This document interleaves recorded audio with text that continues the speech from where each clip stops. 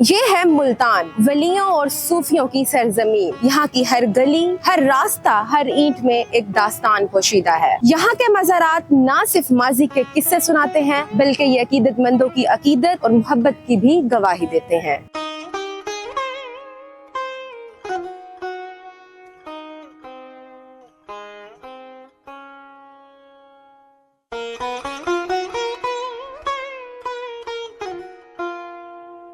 ये है मोहम्मद यूनिस, एक 50 साला शहरी जो 30 साल से हर बुध के रोज मुल्तान के 40 मज़ारात पर हाजिरी देते हैं। इनकी जिंदगी का मकसद अकीदत के इस सफर को जारी रखना है, जिसकी इब्तिदा उन्होंने 3 दहाइयाँ कबल की थी। ये मज़ारात मेरे दिल की धड़कन है और मैं हर बुध अपने नए सफर का आगाज औलिया अल्लाह के मज़ारात पर हाजिरी से करता हूँ और इनके कदमों में मैं सुकून तलाश करने के लिए यहाँ हाजिर होता हूँ। ये 40 मज़ारात पर हाजिरी से मेरे दिल को रूहानी सुकून मिलता है, दिली सुकून मिलता है और मैंने अपनी ज़िंदगी इनकी खिदमत के लिए वक़फ़ की हुई है। और अल्हम्दुलिल्लाह जो भी दुआ करता हूँ, अल्लाह पाक साहिब मज़ार के सदके मेरी दुआ को कबूल फरमाता है। मोहम्मद यूनिस की ये अकीदत और मोहब्बत किसी एक मज़ार तक महदूद नहीं। उनका सफ़र 40 मज़ारात तक जाता है, हर बुध को, हो बारिश हो या धूप। ये मज़ारात सिर्फ इमारतें नहीं हैं, ये जिंदा हैं। यहाँ पर अल्लाह पाक की रहमत और बरकतें बरसती हैं